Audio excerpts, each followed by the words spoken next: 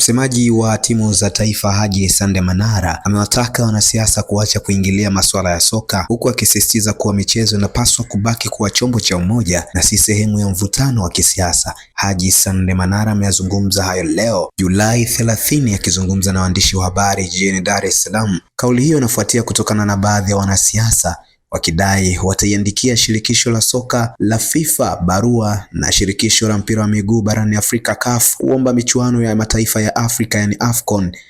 Kuna mitifuano ya kisiasa kwa nchi jirani ambazo zinashiriki, tutashirikiana kuandaa AFCON.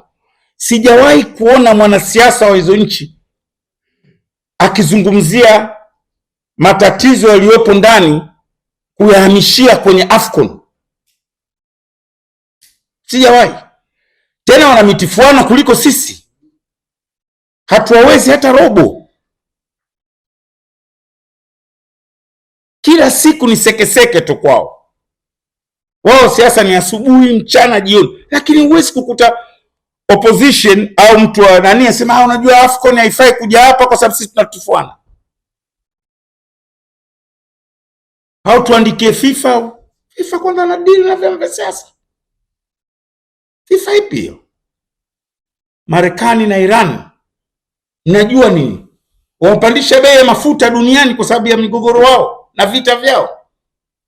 Lakini Marekani akaba bwana wewe Iran usije hapa kushiriki. Hana mamlaka. Au World Cup, FIFA sasa bwana ondoa World Cup Marekani. Ifanyike Mexico tu na Canada kwa sababu wana mgogoro na nini. Wana vita ndugu zangu. Miaka ya nadhani ilikuwa ya 69 huko 70, wakati wa mgogoro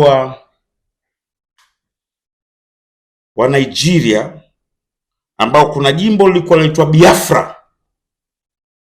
Jimbo la Biafra lilikuwa linataka kujitenga kutoka jamhuri ya Nigeria. Colonel Ojukwu alikuwa maarufu sana zamani, ndio alikuwa kiongozi wa lile jimbo la Biafra. Kataka kujitenga kutoka Nigeria. Mgogoro wao unahusu mambo ya mafuta na nini na mambo ya makabila. Vita vinapigwana.